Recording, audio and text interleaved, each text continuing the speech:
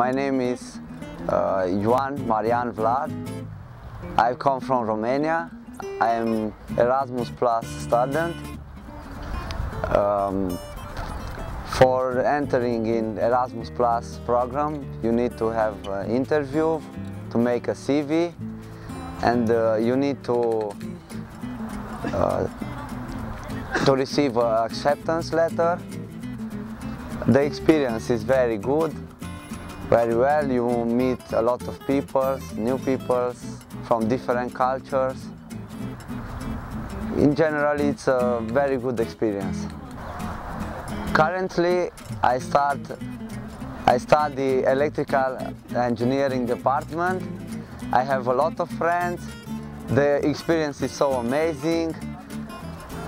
We make a lot of exercises and